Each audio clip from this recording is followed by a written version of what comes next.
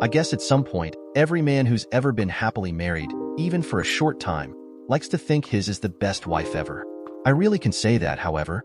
For 50 years, I was happily married to Wendy, and yes, she really was the best wife a man could ever want. I say was because she's no longer among the living. A little less than a year ago, she was diagnosed with a rare non-Hodgkin's form of lymphoma, just the latest in a long line of medical issues that plagued her throughout her life. They found that she had pockets of infection throughout her abdomen, mostly around her large intestine, and the doctor said she would need to undergo surgery in order to survive the rest of her chemo. It would be risky, but if all went well, the doctor said, she would be able to continue her chemo and recover from the cancer. But all didn't go as planned. The infection had spread farther than they first realized, and they had to do much more than remove some of her large intestine. They did everything they could, but she never survived the operation. I was devastated when they gave me the news, but we both knew going into this that there was a chance she might not make it. We also knew there was no chance of her surviving without the surgery. So, we decided to give it a shot. I had just returned to our home from the funeral, a sad affair, but one well attended, as everyone who knew her loved her dearly. I sat in my recliner and pulled out our photo album, thinking about the life we shared. It may sound strange, but I met Wendy before I met my first wife, Marcy. It was 1967 and I had just been assigned to my unit at Marine Corps Base Camp Pendleton in Southern California. My MOS, or occupational specialty, was 0311, infantry. One of the guys in my unit set me up with a blind date, so I decided to go. After all, it sure beat the hell out of sitting on base. My buddy, Tony, had originally set me up with Wendy's friend, Pat. It turned out, however, that Tony and Pat got along pretty well, so he ended up with her while Wendy and I got to know each other. I was instantly struck by her long blonde hair and pretty face. She had the biggest blue eyes I had ever seen and a smile that could launch a fleet of ships. I had always been a leg man. Her legs, oh my God, those legs were, as the kids today might say, to die for. To say I was smitten would be the understatement of the year. We spent the evening getting to know each other and found we had a lot in common. Both of us were in the service, but where I was in the Marines, she was in the Navy, and worked at the Naval Hospital in Balboa as a corpsman, the Navy's version of a medic.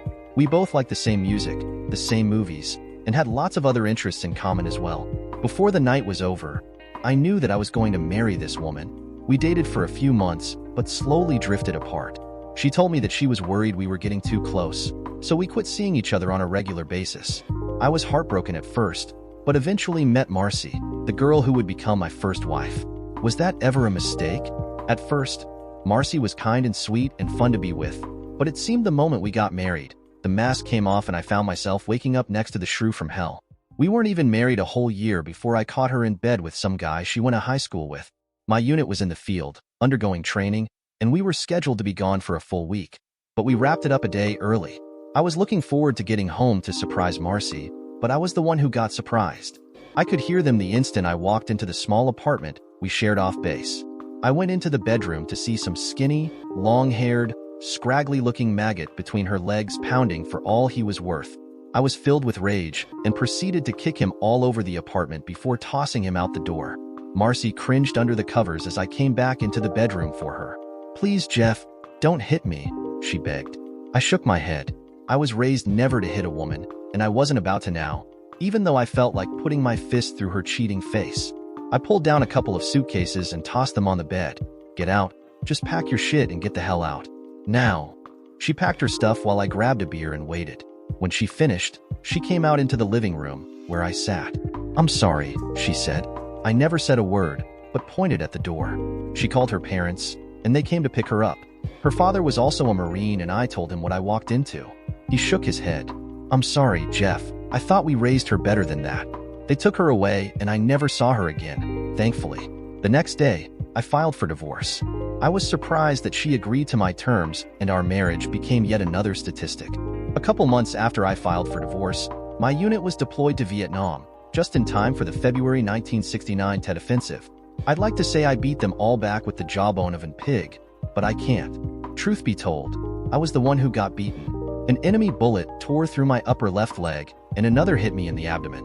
They managed to save my leg, but told me I would be in physical therapy for some time. I also ended up going through several surgeries to fix the damage to my gut. Eventually, I was shipped stateside and ended up at Balboa Naval Hospital. A day after I arrived, I woke up to find Wendy standing over me. At first, I thought I had died and gone to heaven. I'll never forget her first words to me. "What are you doing in my hospital, Jeff Hammond?" she asked with a smile. "Is this a ploy to get me to go out with you or something?" Can't blame a guy for trying. I looked and saw she had 2 chevrons on her white uniform, making her a petty officer, second class. "I see you made second class." She nodded her head. "Yup, and if I'm not mistaken, that means I outrank you, Corporal." I smiled. "For now," I said. I noticed she didn't have a wedding band, and a big part of me was glad. "How are things with you? Have you met someone yet?" "Nope, I guess you kinda ruined me for anyone else," she said with a smile. "Now, Corporal, you need to get your rest. I hear they're going to start your physical therapy before too long. Will I see you again?" I asked. She gave me a sly smile before answering. "You'd better believe it, Marine. I'm going to be watching you like a hawk." I couldn't help myself and flashed a big shit-eating grin. That was the best news I had heard in a long time. She looked around for a moment, then slyly kissed me on the cheek. "Take care of yourself. I'll check on you later." She kept her word and came by about the time my dinner was brought into my room. Her shift had just ended, she said, and she wanted to see me before she left for home. We sat and talked as we both picked at the dinner on my tray. After she asked, I told her about my failed marriage to Marcy. She listened in silence, then took my head in her hands. "She was a fool and an idiot. You deserve much better than that." We talked until she was told that visiting hours were over. I stopped her before she left the room. "You know, I thought about you an awful lot over there in Nam," I said. She looked at me for a moment, sadness on her face. "I've thought about you almost nonstop since our last date. Maybe if I hadn't pushed you away," she began, before her eyes filled with tears. Wiping her eyes, she ran out of the room. What was that all about, I wondered. Surely, she didn't blame herself for me being wounded? I saw a lot of her for the next 6 months. She came by my room at least twice a day to check up on me, even on the days she was off duty. Many was the time she would take outside in a wheelchair so I could enjoy a smoke. We spent hours talking about one thing or another. When she was off duty, she would wear her shorts, knowing how much I enjoyed looking at her legs. As time went on, I knew I was in love with her and there was no denying it. I could tell she felt the same way, but something was holding her back. I decided to press the issue. One day, while we were outside, I told her how I felt. Tears filled her eyes as she spoke. "Oh, Jeff, I love you too. Then let's get married," I said. She looked down for a moment before saying anything. "But, you don't understand." "Understand what, my love? Is there someone else?" She shook her head. "No, there never has been. I don't understand. I can't have children." She explained that she was diagnosed with Turner syndrome, a condition I later learned affects about 1 in 2,000 women born in the United States. This explained her relatively short stature and, she said, affected her ovaries, meaning she could never conceive a child. Worse yet, she said, there's no cure. I could tell this bothered her, but I reassured her that my love for her wasn't based on any ability to have children. She cried as I held her tight. "But you deserve a complete woman, someone who can give you children," she said.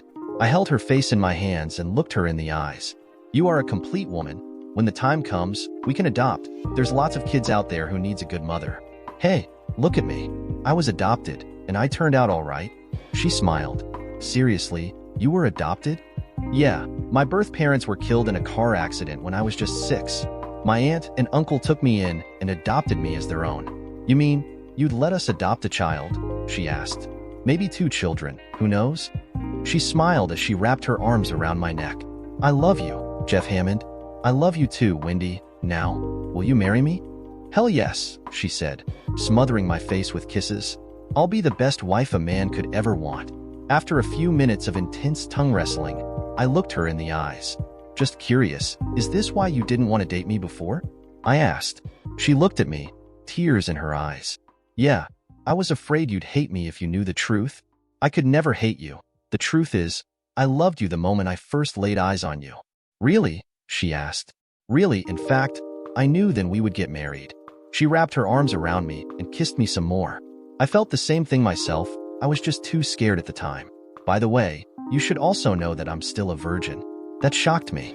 I figured a woman who looked as good as her would have men banging her door down. "Excuse me, that should have been Hatch." She was Navy, after all. "Seriously?" I asked. She nodded her head. "Yup, I promised my parents before they died that I would save myself for my husband. And that's exactly what I did." Wow, are you upset that I'm not a virgin? No, silly. You'll just have to promise to go easy on me on our wedding night. I smiled at her before answering. I promise. I finally got to the point where the service felt I could get around okay, so long as I used a cane and didn't put too much weight or pressure on my damaged left leg. I lost a few pieces from my abdomen, but the scars had healed and there was no other damage. In its infinite wisdom, the Marine Corps determined that since I was medically unfit to serve in combat, I would be given a medical discharge under honorable conditions, which meant I would receive a small stipend every month. Wendy and I discussed it, and she offered to let me stay in her apartment since her latest roommate left, having been transferred to another duty station. Not wanting to be away from her for even a day, I accepted. Besides, we were set to be married in January 1970, which was just a few months away. So I moved in with her and stayed in the second bedroom, the one her former roommate had used. Wendy was adamant that we were not to sleep together until we were married. It was hard, as I longed so much to make love to her, but I respected her wishes. Things were tight. After all, I wasn't getting anywhere near what I used to make. But Wendy proved to be quite well organized and she somehow managed to make it work. All she asked from me was a little bit to help cover the utilities. I was more than happy to do that for her. I contacted my folks in Wichita Falls, Texas, and gave them the news. They were thrilled to hear that Wendy and I were going to be married and promised to come out. Dad suggested that I needed a new truck, since my old one had a manual transmission. I told him I couldn't afford the payments for a new one, but he wouldn't hear any argument. Call it a wedding present. We'll use it to bring all your stuff out and we'll fly back. He also suggested I call the local bank where I had a savings account and arrange to have some of those funds transferred to California. When I was married to Marcy, we had an account with the credit union on base, but closed the account and divided it up when we divorced. I opened a new account with a civilian bank in town, using my half of the money, and still had funds sitting there, since that's where my checks had been deposited. In the grand scheme of things, it wasn't much, but with the cash I had sitting in Texas, it would certainly help get us over the hump. I knew I couldn't stay in Wendy's apartment all day doing nothing and wanted. No, I actually needed something that paid actual money. Wendy, however, said I should use the time to check out the local colleges and get my degree, using my GI Bill. Since I didn't have a car, she let me use hers, provided I took her to work and picked her up. Fortunately, her car was an automatic. I checked out the local colleges and after discussing it with Wendy, decided to go for an engineering degree. Classes would begin about 3 weeks after our wedding, so that worked perfectly. I made the arrangements with the VA, filed the necessary paperwork, and it was a done deal. We got married in a small ceremony in a chapel close to where Wendy worked. Many of her colleagues came out to wish us well, as did my parents, who fell in love with Wendy. My dad had arranged for us to stay at a nice hotel in Las Vegas for our honeymoon. So after the wedding, we were off. I'd like to say that we screwed like rabbits on our wedding night, but we didn't. There was no doubt in my mind that first night that Wendy was a virgin. That was something new for me, but I certainly didn't complain. I also learned that the key to sex with Wendy was foreplay and oral stimulation, lots of it, and I was certainly up to the task. It also helped that her doctor had put her on hormones. It was slow going at first, and I had to learn to be patient, but it was certainly worth it. Once she got warmed up and started lubricating, it was Katie bar the door. She surprised me when she attempted to give me a BJ. She had never done it before, and it showed. Not that I complained, mind you.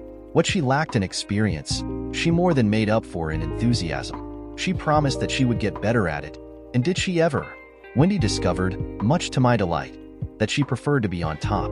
That way, she could control how much she could take at one time. I enjoyed it for several reasons, the first being that my left leg was still a bit weak and couldn't take very much weight for any length of time. We enjoyed our time in Vegas, and came back happy and ready to start our new lives together.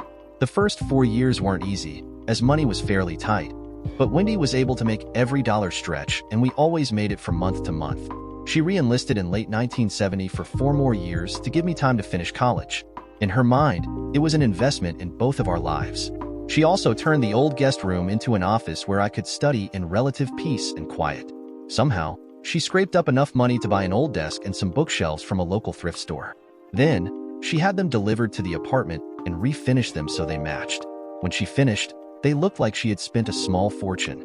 I still have that desk and those bookcases, and they look as good now as when she first got them. Many evenings, as I sat and studied in my office, Wendy would entertain us both by playing her piano or her violin.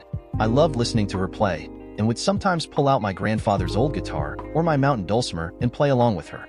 We were never really that good, but we had fun anyway, and the musical breaks often turned into foreplay, which inevitably turned into romantic interludes in the master bedroom. During those early years, we made sure to save enough money to go out on a date at least twice a month. It was during one of those outings that I got a glimpse at another side of my wife. I always thought that Wendy was the most beautiful girl around. Apparently, I learned. So did a few other men, some of whom worked at the same hospital she did. One of them happened to be at a club Wendy, and I sometimes like to frequent. With my leg in the shape it was, I wasn't able to dance for very long at any one time, and even then, all I could do were slow dances. Forget that hopping around stuff. It just wasn't going to happen. Wendy, on the other hand, liked to dance fast, and was often asked to dance by other guys in the club.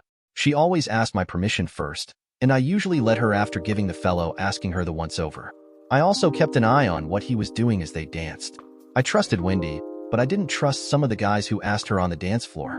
One night, this guy came to our table and started chatting my wife up without so much as a "by your leave" to me. Wendy recognized the slight and introduced him to me, letting him know I was her husband. "Good to meet you," he said nervously as he shook my hand. "So, you mind if I have a dance with your wife?" I looked at Wendy and could tell she wanted to dance, so I nodded my head. As they danced, I saw him try to reach for her several times, but she backed away from him. I took a sip of my beer, and that's when I heard the commotion from the dance floor. I looked up and saw him on the floor, looking up at her. She stood over him, furious. The others around them stopped to watch what transpired between them. I grabbed my cane and headed over to them. "Don't you ever touch me like that again. You hear me, a-hole?" she yelled. I knew she had a temper, but I had never seen her so angry before. "You witch," he growled. "I'll get you for this." I got to them and put the end of my cane on his Adam's apple and pushed him back down, none too gently. "If I was you, I'd stay right where you are, Hoss. Trust me, you don't want to piss her off any worse than you already have. And you damn sure don't want to piss me off. Maybe you'd better put a leash on that woman, cuck." Cuck? What the hell is going on here? I asked myself. I would definitely have to have a talk with my wife. I pushed harder on the cane. "Maybe you'd best keep your paws off my wife, otherwise, I may just have to cut your balls off with a dull butter knife." His face paled, but he said nothing. I turned to Wendy, who was still red-faced. "Are you okay?" I asked her. "I'm okay now," she said. I nodded my head. "Maybe we'd better get going," I said. "Yes, let's get out of here," she said in response. We went back to the table and grabbed our things, then headed for the car. What was that all about? I asked her when we got in the car. "I'm sorry. He works at the hospital. I dated him a couple times before we got together, and I guess he thought that gave him a right to move in on me." "What happened out there on the dance floor?" I asked. He put his hand on my hips, so I kneed him in the balls. It's a move I learned from an old master chief years ago. Well, it was a good move, kneeing him in the balls. What did he mean by calling me a cuck, by the way? He's an a-hole who thinks he's God's gift to women. That's the way he talks to any man who's with a woman he wants. I've never cheated on you, and I never will. Surely, you know that. Okay, case closed. Good move, by the way. The truth is, I knew she was right. I remember seeing him around the hospital and saw the way he interacted with other women. I was frankly surprised he hadn't gotten his, but kicked for the way he came on to the married nurses. I also knew Wendy's reputation at the hospital. If there was ever a straight shooter, she was it. I like the way you handled that cane, putting it on his throat like that. Would you really have cut his balls off? She asked. I laughed. You really don't want to know, do you? I asked. It was her turn to laugh. Not really, but it's good to know you're there to defend me. Now, please take me home and make love to me. Yes, ma'am, I said, heading for the house. I graduated with my bachelor's degree in 1974, and Wendy was there to cheer me on when I got my diploma. I got a job with a local aerospace company and still work there, but I intend to retire very soon. Let me tell you, it felt so good to finally contribute something to our finances. Wendy had always been so supportive of me that I wanted to do something special for her, especially since her birthday was coming up. So, I took the sign-on bonus I received, along with the rest of the savings I had in Texas, and booked a 5-day reservation in Hawaii. Her eyes opened wide when I showed her the tickets. She took leave from work, and off we went. On the flight over, she surprised me when she leaned over and whispered in my ear, "When we get to the hotel, I'm going to blow your mind off." True to her word, she wasted no time slipping her dress off when we got to our room. She looked so gorgeous standing there in front of the window, naked. She guided me to the bed, undressed me, then gave me a mind-blowing BJ. She had definitely gotten much better at this over the years. "I'm just getting started with you, Mr. Hammond," she said in a voice that held lots of promise. We started making love. "Do me," she moaned. "Keep doing me. My husband. Don't ever stop." Who was I to argue? "This feels so good," she whispered in my ear. I couldn't remember her being so excited before, and I was determined to savor it as long as possible. This went on for what seemed like forever. After we were both spent, she rolled off of me and laid on the bed. Who was this woman, and what did she do with my wife? I asked myself. Who cares, I thought, answering my own question. Whatever happened, I was enjoying this little show she was putting on. After a bit, she giggled like a naughty girl and looked at me with mischief in her eyes. Except for dinner, we stayed naked and made love to each other for most of the night, finally falling asleep in each other's arms early in the morning. We enjoyed the rest of the week and even made love on a secluded beach in broad daylight. Eventually, all good things must come to an end, and this vacation had to, as well. We flew back home, rested and rejuvenated. We hated leaving Hawaii, though, and promised we would do it again someday. Later that year, Wendy decided to go into the Naval Reserves when her enlistment ended. By then, she had been promoted to Petty Officer First Class and didn't want to see her 8 years go to waste. She had been offered a job at Scripps Memorial Hospital, so she took it. 6 months later, we decided it was time to buy a house. So we found one we both liked, a 2-story, 4-bedroom house that had everything we both wanted. The stairs were something of a challenge for me, but since Wendy loved the place so much, I decided that would be a minor inconvenience. It was about 6 months after that we started talking about adopting a child. We made inquiries and spoke with several agencies that introduced us to the process and showed us photos of children waiting for adoption. It was so difficult seeing these children waiting for someone to take them in. We instantly fell in love with a set of 8-month-old twins, Michael and Michelle, who were currently in a foster home along with several other children. We started the process and jumped through all the hoops, and finally became the official parents of Michael and Michelle, 2 lovely children who stole our hearts the day we first met them. Wendy was scared at first, but she took right to her new role as mother. As for me, I was over the top happy. I had 2 beautiful children and a happy wife. What was there not to be happy about? Oh sure, we had to adjust our lives to accommodate the children, but then again, so does every new parent. We had to adjust our schedule a bit to accommodate the children, and we didn't want them in daycare. So, we looked at our budget and found that we could afford a part-time nanny to stay with them when we had to be at work. One day, I came home to find Wendy in our bedroom, crying. "What's wrong, sweetie?" I asked. "The kids called me Mama." "That's a good thing, isn't it?" I asked. She nodded her head as she cried on my shoulder. "Yes, it is. I just never thought I would ever hear anyone call me that." Tears crept down my cheek as I held her. I knew how much this meant to her. Michael grew to be quite the athlete and started playing sports early on. I thoroughly enjoyed taking him to Little League and watching him play. We all went to see him play, then would go out for pizza or a burger afterward. Michelle followed in Wendy's footsteps and wanted to play piano, so we paid for lessons and attended her recitals. I loved listening to the 2 of them play duets on Wendy's piano, which sat prominently in the living room. Michael decided he wanted to play guitar, so we bought one for him and paid for lessons. About the same time, Wendy decided I needed to broaden my musical horizons and gave me a nice Gibson banjo, knowing how much I enjoyed bluegrass. I started taking lessons and loved playing the thing. Within a year or so, I found I was able to actually play a halfway decent tune on it. By then, we had formed an informal family band and often jammed together in the living room. I'll never forget the time Michael and I played dueling banjos together at a neighborhood picnic. By the time we were done, everyone was stomping their feet and clapping as we played. When we finished, Michael and I gave each other a high five as everyone gave us a standing ovation. What I didn't know was that Wendy had caught it all on video. Life went on with all of its ups and downs. Things were great for us, overall, and we had our minor disagreements, like any other family, but we always got through them. In 1986, Wendy was diagnosed with thyroid cancer. She assured me that it was a very common and treatable condition, but I was still worried and wondered if it was connected to her Turner syndrome. She got through it okay, just as she promised, but she now had to take pills every day for her thyroid. 4 years later, Saddam Hussein invaded Kuwait, and Wendy, along with several others in her reserve unit, were called into active duty and assigned to the USNS Mercy, a hospital ship based in San Diego. By then, she had just been promoted to Senior Chief Petty Officer.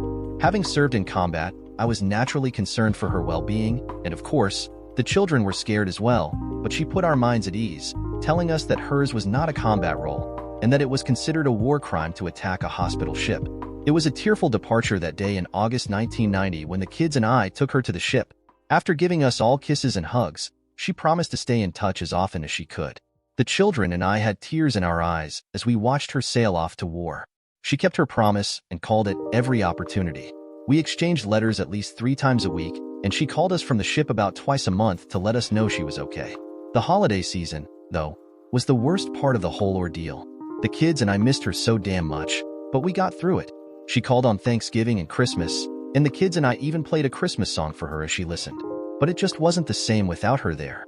We finally got word in the middle of March 1991 that the ship would be leaving the area of operations and would return to Oakland in April. We all jumped for joy at the news. When the time came, the kids and I drove to Oakland to pick her up. We smothered her with hugs and kisses when she got off the ship, and I could tell she was happy to be back home. I don't know if the kids noticed, but I saw something different about her. Having been through combat, I thought that maybe she was just experiencing a bit of fatigue from what she had experienced. But after a couple weeks, I knew there was something else going on. She seemed to be tired all the time and struggled just to get through the day. Little tasks wiped her out, and I found her catching her breath more than once. I finally convinced her to see a doctor and took the day off to be with her. After examining her, the doctor recommended she see a cardiologist. It only took him 30 seconds of listening to her heart through a stethoscope to tell us she needed surgery, right then and there. It turned out that what other doctors simply wrote off as a heart murmur over the years was much worse. The valve on her aorta wasn't working and had to be replaced. They ended up giving her a mechanical valve, which the doctor said would probably last longer than she would. They also put her on Coumadin, a medication to keep her blood thin. She was much better after that, but it was a bit strange to hear her valve clicking at night when nothing else was moving in the house. A couple months later, she started experiencing some of the symptoms of menopause, which we both knew was probably due to the Turner syndrome. Her joints ached all the time, and she experienced a number of wild mood swings. She could be happy and carefree one moment, then start crying for no reason whatsoever. A moment later, she would be angry at the world over essentially nothing. Of course, her libido practically disappeared, as did our sex life. Her doctor did what he could, but eventually suggested she have a hysterectomy. She agreed to the procedure and had it done, spending 5 days in the hospital. She improved considerably afterward, but things were never quite the same. Our love for each other never decreased, but our sex life basically disappeared. We tried a few times, but she found the actual penetration too painful, even with creams and lubes. We satisfied each other as best we could orally, but there was still something missing. Life went on, and the children graduated from high school in 1993. Michael got an appointment to the Naval Academy at Annapolis, and Michelle got accepted to UCLA and hoped to one day become a doctor. Wendy and I tearfully bid them farewell as they moved forward with their lives. Then our lives as empty nesters set in. We discussed selling the house and moving into something smaller, but dismissed that idea after looking at the rising cost of housing. Not only that, we had a lot of happy memories in the house where we lived and raised the kids, and we reasoned the day could come that we'd be entertaining grandchildren. So we stayed where we were and moved ahead. A couple years later, Wendy realized she had enough points to retire from the Navy Reserves, so she did. She stayed on its scripts and buried herself in her work. One night, Wendy turned to me and uttered the words no married man ever wants to hear. "We need to talk?" "What's the matter?" I asked. "Before you say anything, I want you to please hear me out, completely," she said. "Okay," I said, getting nervous. Was she going to ask me for a divorce? I had no idea what was going through her head. "Promise me you won't get mad or anything, okay?" she asked. I was actually getting a bit peeved by now, but I held my tongue. "Just talk to me, Wendy," I said. "What's going on?" I know the last few years have been hard. It's been hard on both of us. And I know it's been a long time since we've been able to do anything, in bed. I don't blame you, not at all. It's me. It's all my fault. "No, it's not your fault that you had to undergo surgery," I said. "But I can't satisfy you anymore," she said tearfully. "And it's not right for you to have to go without sex because I can't do it anymore." "What are you suggesting?" I asked. "Maybe you should find another woman and have sex with her," she said. "What? Do you want a divorce or something?" "Oh, heavens no. I love you with all my heart. I just want you to be happy, and if having sex with another woman is what it takes, then I'm prepared to let you do it." "You want me to cheat on you?" I asked, shocked that she would even suggest such a thing, especially after what I went through with Marcy. She shook her head.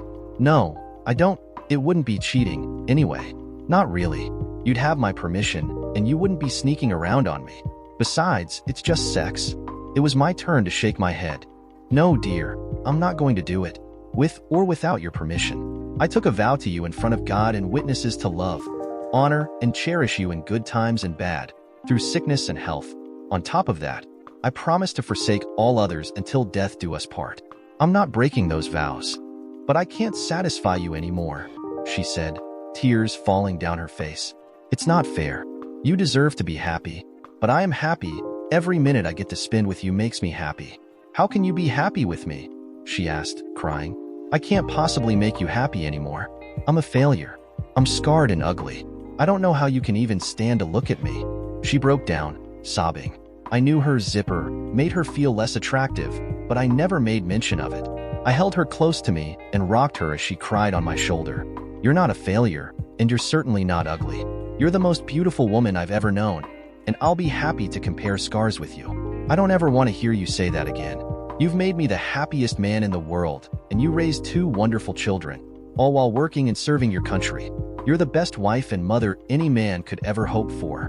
Don't ever tell me that you're a failure, because you're not. Believe me, I know plenty of women who couldn't hold a candle to you. I'm sorry, I just want you to be happy. You deserve that. And you do make me happy. Listen, let's make an appointment with the doctor and see what can be done, okay? I don't want to see another doctor, and I'm tired of taking pills. I could relate to that. I understand, but it won't hurt to find out. Please, call the doctor tomorrow and make the appointment. Promise me. She nodded her head. Okay, I will. She called the next day and made an appointment for later that week. I took a comp day off and went with her. The doctor and I both listened as she explained what was going on. He took notes as she talked and waited for her to finish. Then he consulted her chart before speaking. I see you were on hormones before your hysterectomy. Are you still taking those? Wendy shook her head. They took me off of them and said I wouldn't need them anymore, she said. He nodded his head. I see it's also been a while since we've checked your thyroid. Let's get some blood work done and see what we're dealing with first. Given your history, I also want to check your glucose level. My office will be in touch in a day or 2 and we'll go from there, okay? Okay, she said. After the doctor left, a nurse came into the room and took a few vials of blood. We left and went home after stopping for a quick bite to eat. A couple days later, the doctor's office called. Some of her levels were off, including her thyroid, so the doctor called in a new prescription. He also found her glucose levels were elevated and determined that she was diabetic, but not so bad that she required medication. His plan was to see if it could be managed through diet. That didn't surprise me. I had started reading up on Turner syndrome on the internet, and a number of sites suggested that diabetes was fairly common among women with the condition. I also made note of the symptoms that were listed and found that Wendy had displayed a number of them over the years. The doctor also prescribed a new hormone therapy and set her up to visit his dietitian. He also asked her to come back in 30 days for a follow-up. I picked up her new meds and scheduled another day off to visit the dietitian with her. I planned to go on the diet with her, partly to give her support, but also because I wanted to avoid diabetes myself. It took a few days before we saw results from her new regimen, but it was worth it. Wendy's mood improved considerably, and she was almost back to her old self. About a week after the new diet and prescriptions, Wendy met me in the bedroom wearing nothing but a smile. It had been a while since I had seen this. You want to play? She asked, striking a sexy pose. I took her in my arms and gave her a kiss. Always, I said. I started to undress, but she stopped me.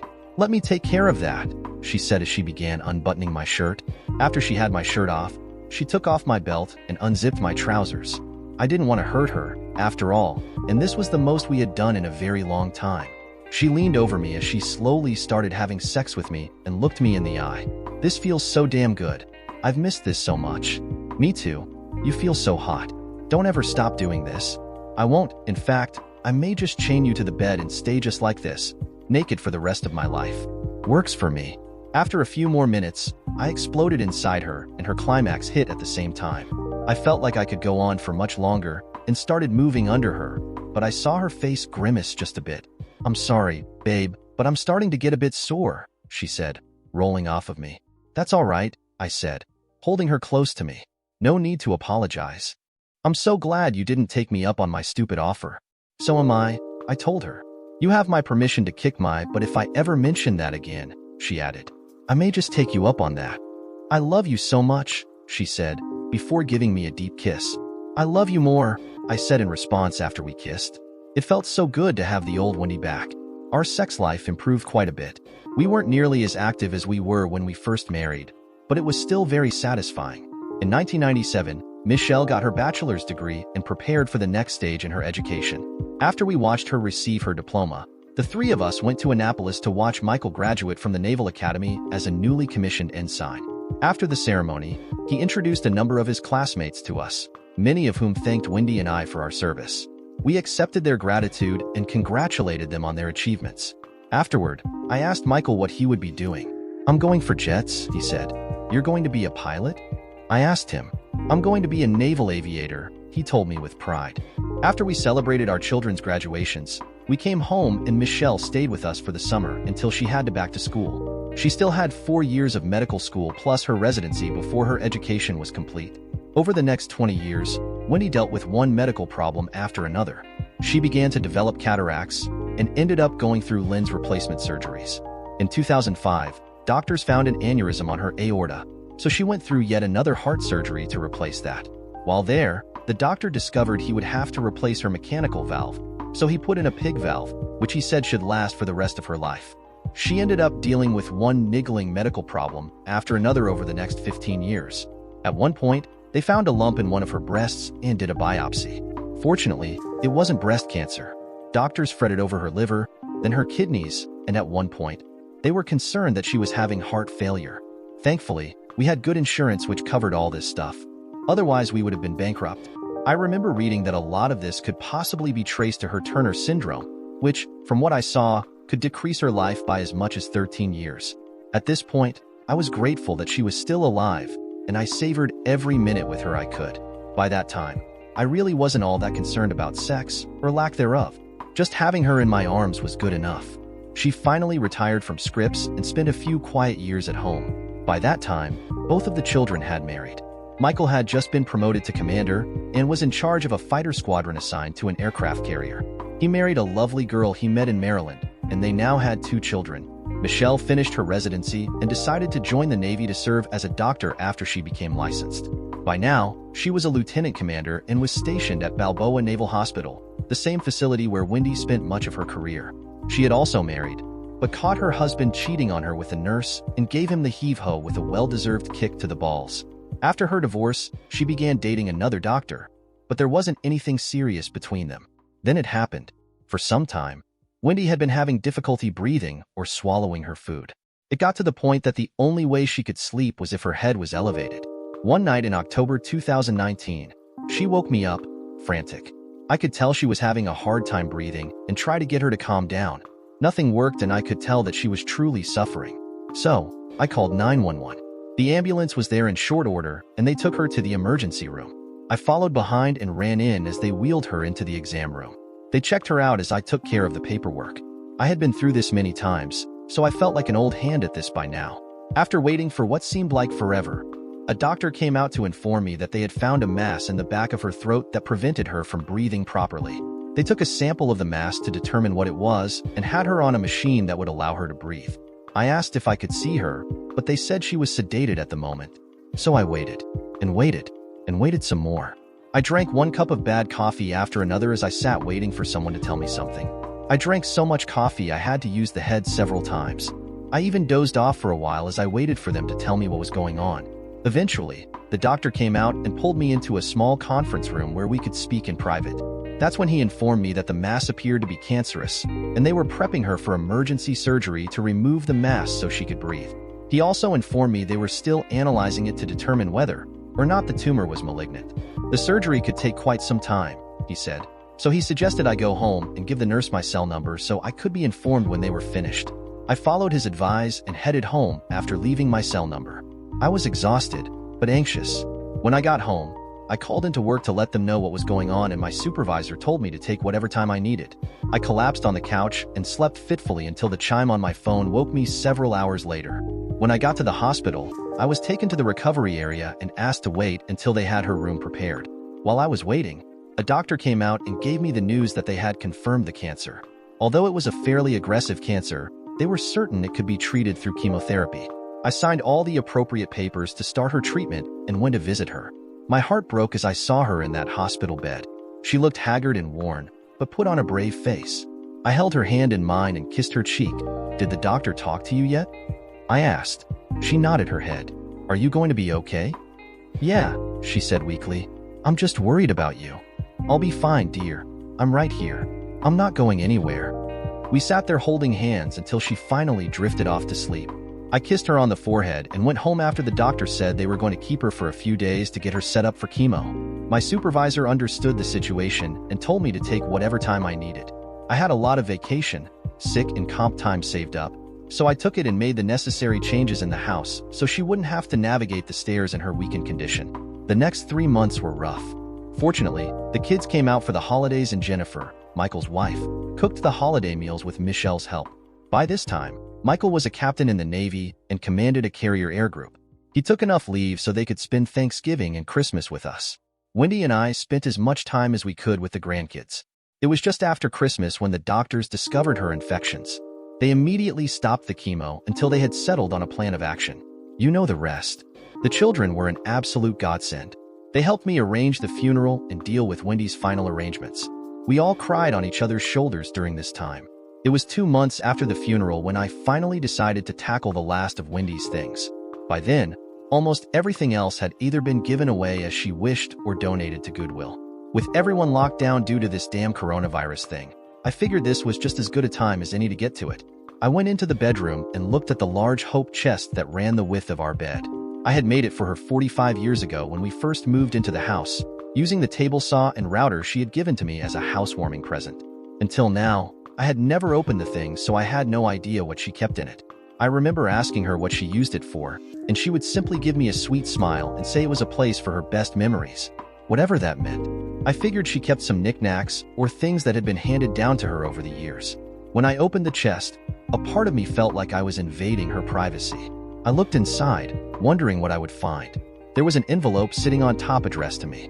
I set that aside for a moment and went through what she had placed in the chest. I found several notebooks and opened them up. Wendy had kept every picture the children and grandchildren had ever drawn and had inserted them neatly into sheet protectors. On top of that, she had kept every card, letter, and note she had ever received from us. There were several bundles of letters and cards from the 3 of us, and I found that she had kept every note I had given her over the years. She even kept locks of hair from the children that she had collected over the years. I also found a stack of videos she had made of the family, including a tape of the barbecue where Michael and I played dueling banjos. I decided I would make copies of them for the kids. I opened the letter and pulled out a handwritten note. I could tell this was fairly recent, as her handwriting wasn't as neat as it used to be. "My darling Jeff," it began. "I don't know if I'm going to survive this operation or not, so I wanted to get this off my chest while I still can. Over the last 50 years, you have made me the happiest woman on earth, and I only hope and pray that I have made you happy as well. Please don't cry for me. I've made my peace with God, and I'm prepared to meet my Maker with a clear conscience. In the 50 years we've been together, you're the only man I have ever been with, and I know you've been faithful as well. I also know that you still have needs, so please find someone who will make you happy in your old age. Just promise that you'll remember me from time to time. Okay? I'll be here in heaven waiting for the day when we're reunited. Forever your loving wife, Wendy," the note said in conclusion. Tears ran down my face as I read that note 3 times, knowing it would be the last note from her I would ever read. I put the note back in the envelope and replaced it in the chest, along with her memories. I closed the chest and decided to keep it closed and locked from that time forward. I looked up at the ceiling, wondering if she could see me. "I love you, Wendy," I whispered into the room, "and I always will. You were the best wife ever, and no one could ever replace you." Dear listeners, please share your thoughts in the comments section below, and don't forget to like, share, and subscribe.